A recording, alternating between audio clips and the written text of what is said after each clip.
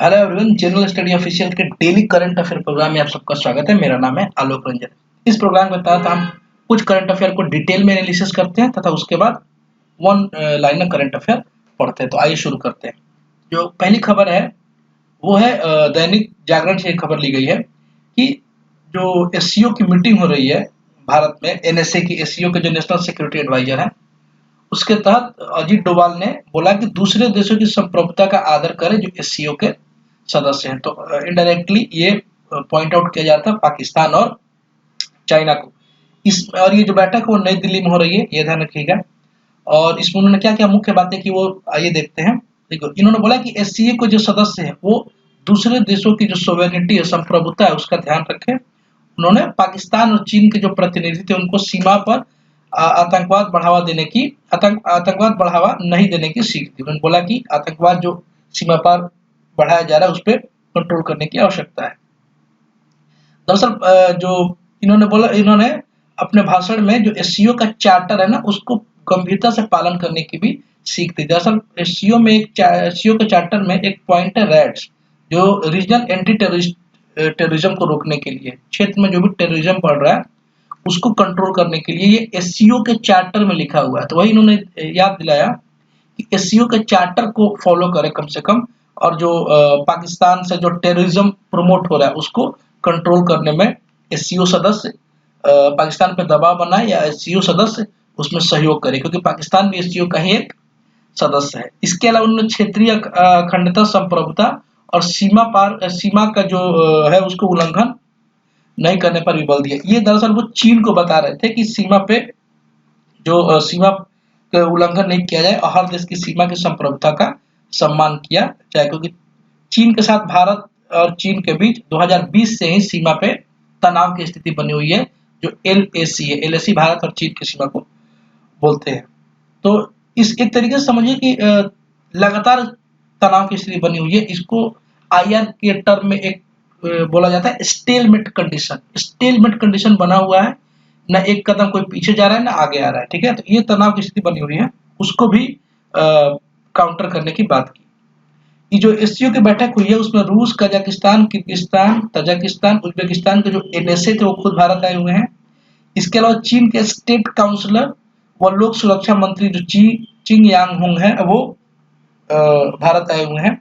और पाकिस्तान के से कोई भारत तो नहीं आया, लेकिन पाकिस्तान के एनएसए की जो ऑफिस है वहाँ के सचिव अमर हसन वर्चुअली उन्होंने इसमें पार्टिसिपेट किया। दरअसल इसमें पिछली बार हुआ क्या था, जो पाकिस्तान के एनएसए थे ना, उन्होंने जम्मू एंड कश्मीर को अपने पाकिस्तान के मैप में दिखा दिया था, जिससे भारत और पाकिस्तान में एक तरीके से तनाव की स्थिति आ गई थी।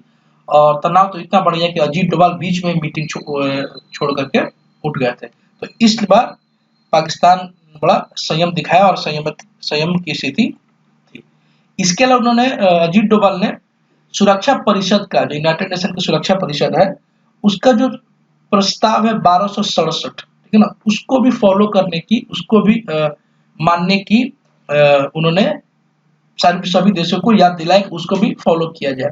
दरअसल 1267 जो प्रस्ताव है सुरक्षा परिषद का, वो बोलता है कि जितने भी अंतर्राष्ट्रीय स्तर पर आतंकवादी हैं उनकी पहचान की जाए और उन पर प्रतिबंध लगाया जाए। तो ये बहुत इंपॉर्टेंट एक आर्टिकल है हमारे यूनाइटेड नेशन में।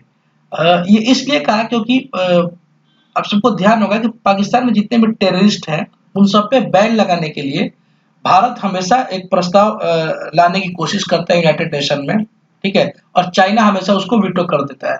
तो उसको भी काउंटर करने के लिए चीन को उस बात को भी याद दिलाने के लिए एनएसए ने इस बात को उठाया है। तो ये एक बहुत इंपॉर्टेंट खबर थी आईआर के पॉइंट ऑफ व्यू से, ठीक है। और इसमें एक और इंपॉर्टेंट चीज है एससीओ। चूंकि एससीओ की मीटिंग हो रही है, एससीओ क्या है थोड़ा सा उसको समझते हैं।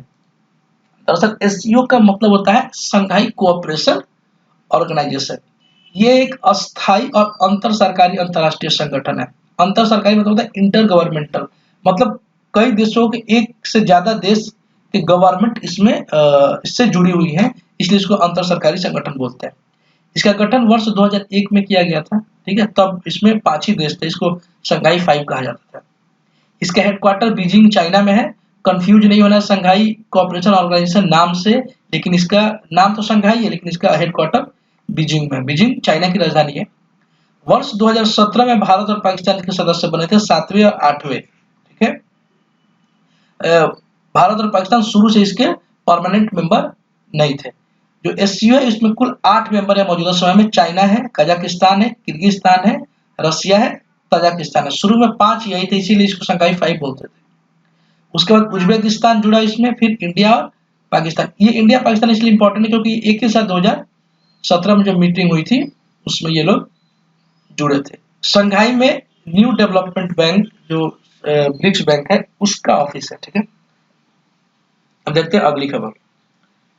अगली है कि कैप्टिव रोजगार योजना की शुरुआत की गई है। तो कैप्टिव रोजगार योजना क्या है इसको समझते हैं। खबर यह है कि केंद्रीय ग्रामीण विकास मंत्री गिरिराज सिंह ने नई दिल्ली में दीनदयाल उपाध्याय ग्रामीण कौशल योजना के तहत एक अनूठी पहल शुरू की, एक इनिशिएटिव शुरू किया जिसको बोलते हैं कैप्टिव एम्प्लॉयर्स रोजगार योजना। ठीक है, तो ये पूरी योजना क्या है, इसके पहले दो छोटी छोटी चीजें समझते हैं। पहला कि दीनदयाल उपाध्याय ग्रामीण कौशल योजना क्या है। ये योजना भारत सरकार की एक योजना है, भारत सरकार के ग्रामीण मंत्रालय की एक योजना है, जिसमें जो रूरल यूथ है, रूरल एरिया में रहने वाले जो युवा हैं उनको स्किल प्रदान किया जाएगा, उनको कौशल प्रदान किया जाएगा, जिससे वो अलग अलग इंडस्ट्रीज में रोजगार प्राप्त कर सके और काम कर सके। क्योंकि रोजगार जो अनएम्प्लॉयमेंट है ना, वो भारतीय इकोनॉमी की सबसे बड़ी समस्या है।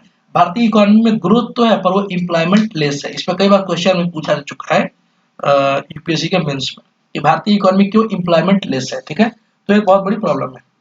तो एक तो इसी के तहत ये योजना शुरू की गई। ये छोटी छोटी चीजें समझ लेंगे तो ये पूरी योजना हमेशा के लिए समझ में आ जाएगी। और दूसरा है कैप्टिव एम्प्लॉयर्स योजना। पहले समझते हैं कैप्टिव एम्प्लॉयर्स होता क्या है। देखिए, कैप्टिव एम्प्लॉयर्स मतलब होता है कैपेबल एम्प्लॉयर्स। एम्प्लॉयर्स से यह मुराद सिर्फ किसी व्यक्ति से नहीं है बल्कि किसी इंस्टीट्यूशन से भी है। ठीक है, तो कैप्टिव एम्प्लॉयर्स का मतलब होता है एनी एम्प्लॉयर और industry who provides employment to candidate in their own organization or one of its subsidiary and have suitable in-house training facilities। इसका मतलब यह है वो व्यक्ति या इंडस्ट्री जो युवाओं को रोजगार प्रदान कर सके अपनी कंपनी में या अपनी किसी सहयोगी संस्थान में, यानी सब्सिडियरी कंपनी में। ठीक है ना, इसके अलावा जिसके पास पूरी फैसिलिटी हो युवाओं को ट्रेनिंग देने की भी, कि उनके कैपेसिटी के अनुसार उनको स्किल प्रदान किया जा सके और उसके बाद उनको रोजगार दिया सके। तो ये होता है कैप्टिव एम्प्लॉयर्स। तो उसी के तहत ये योजना शुरू की गई है। इसमें पॉइंट है कि कैप्टिव एम्प्लॉयर्स जो है ना ग्रामीण गरीब युवाओं को प्रशिक्षित करेंगे, यानी उसको ट्रेनिंग देंगे और जो प्रशिक्षित युवा है उनको अपनी कंपनी में रोजगार देंगे, यानी प्रशिक्षण और एम्प्लॉयमेंट दोनों का काम करेंगे। पहले चरण में 31,000 ग्रामीण युवाओं को रोजगार प्रदान करने के लिए 19 कैप्टिव एम्प्लॉयर्स को लगाया गया है। और ये एक बहुत ही प्रभाव, और इसको अच्छे से अप्लाई कर दिया जाए तो ये बहुत ही प्रभावशाली कार्यक्रम हो सकता है एटलीस्ट एम्प्लॉयमेंट को प्रोवाइड कराने के लिए, क्योंकि इस बार गवर्नमेंट डायरेक्ट एम्प्लॉयमेंट प्रोवाइड करा रही है। एक तरीके से समझिए कि शार्क टैंक जैसा है। कुछ कैपेबल लोग जाएंगे और वो ग्रामीण युवाओं को जो प्रशिक्षित है उनको अपने कंपनी के हिसाब से उनको रोजगार देंगे, उनको भर्ती करेंगे। इसके अलावा जितने भी युवा हैं उनको कोशिश करेंगे कि अपनी जरूरत के हिसाब से उनको ट्रेनिंग दी जाए ताकि वो उस कंपनी के लिए सेवा दे सके। तो एम्प्लॉयमेंट जनरेशन में ये बहुत इंपॉर्टेंट होने वाली है ये योजना। ओके, अब देखते हैं कुछ वन लाइनर करंट अफेयर।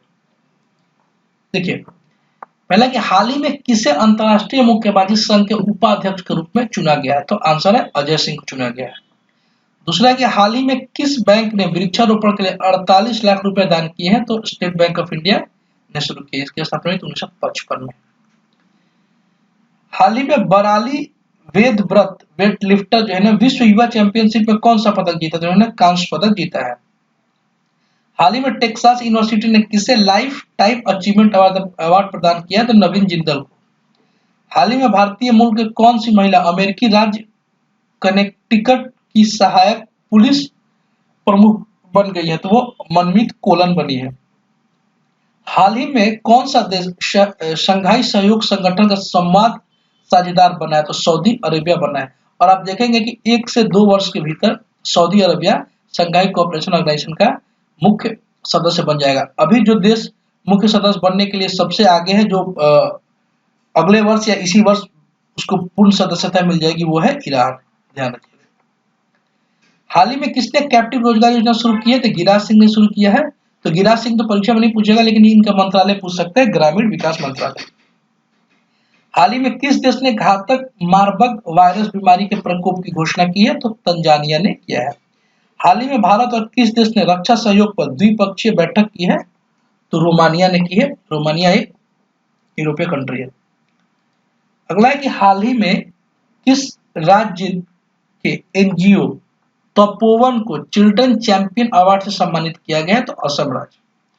हाल ही में किस बैंक ने अपनी पहली इलेक्ट्रॉनिक बैंक गारंटी शुरू की है? तो यस बैंक ने शुरू किया है। हाल ही में स्टार स्पोर्ट्स ने किससे अपना नया ब्रांड एम्बेसडर बनाया? तो रणवीर सिंह जो एक्टर है उनको बनाया है। हाल ही में एक्सिस सिक्योरिटीज का नया सीईओ और एमडी किसे नियुक्त किया गया? तो प्रणव हरिदासन को।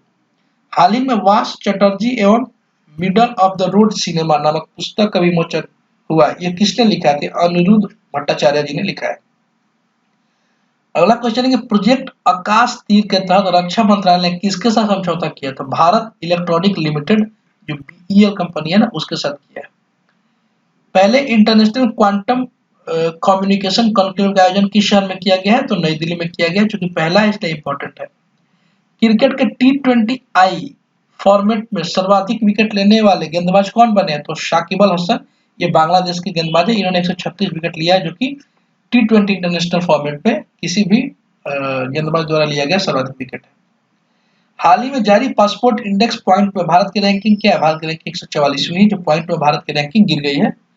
ठीक है, और ये पासपोर्ट इंडेक्स नहीं है, जो हेनले एक संस्था है वो जो जारी करती है पासपोर्ट इंडेक्स, वो नहीं पूछ रहा है। उसमें भारत का स्थान 85वां है। ये पासपोर्ट इंडेक्स पॉइंट पूछ रहा है, उसमें भारत की रैंकिंग 144वां हो गई है। ये सारे करंट अफेयर थे। इसके सारे आपको पता ही है, इसका पीडीएफ यहाँ डिस्क्रिप्शन में मिल जाएगा। इसके अलावा हमारा जो टेलीग्राम चैनल है जनरल स्टडी ऑफिशियल, वहां भी सारे पीडीएफ आपको मिल जाएंगे। आई होप ये अच्छा लगा होगा। अच्छा लगा तो चैनल को सब्सक्राइब जरूर कीजिए। अपना ख्याल रखिए। Thank you.